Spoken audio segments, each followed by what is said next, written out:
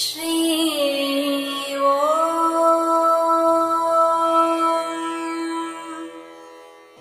श्री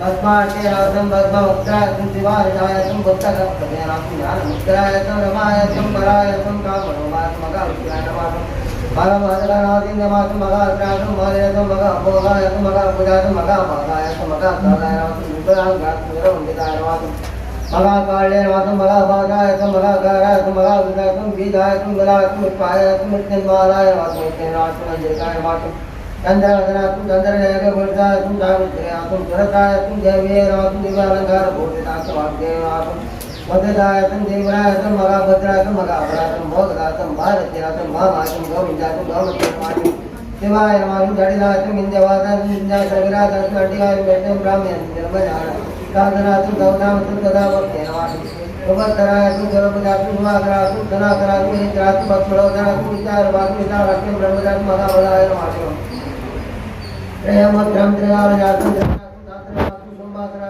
प्रमदात्म पदात्म सारात्मकात्म रक्तबीजनगन्धात्म चामुण्डात्म अम्बिकायात्म मण्डकाय प्रकरणात्म दुम्बरवा सर्वमर्तनाय नमः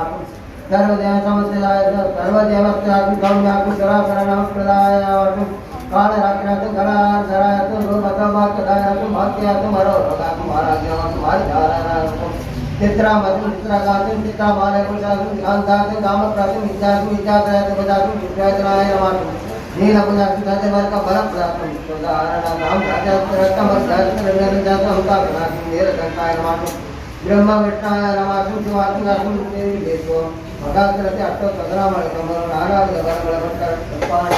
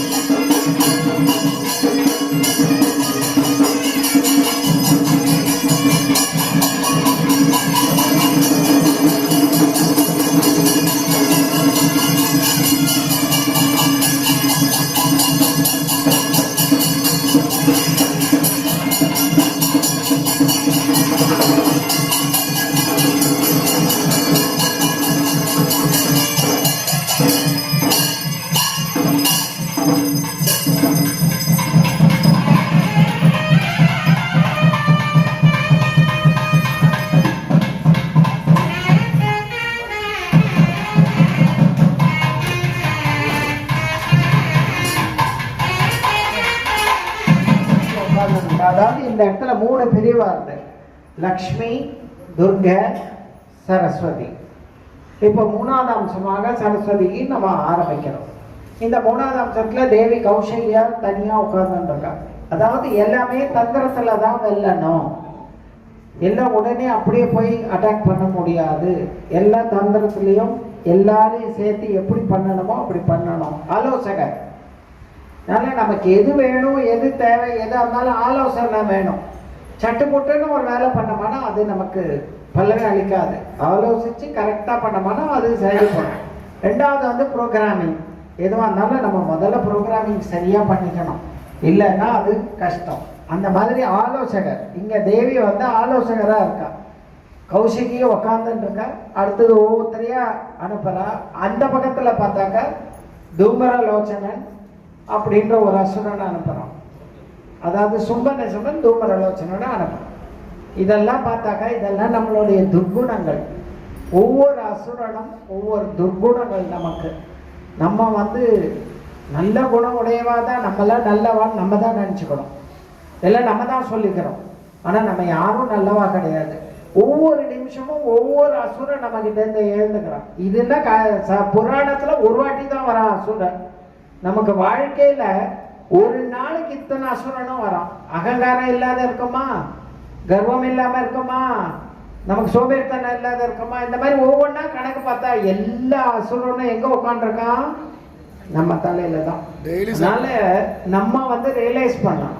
இதுதான் இந்த தாற்பயமே, அதுதான். நாம நம்மளை ரியலைஸ் பண்ண கத்துக்கணும், நாம ரியலைஸ் பண்ணாம இருக்கக்கூடாது. அதனால இந்த இடத்துல தூமரலோச்சனன்ற ஒரு அசுரனை அனுப்புறா.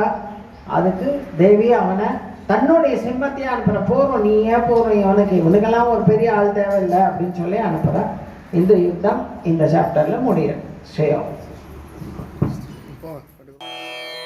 ஸ்ரீ ஓ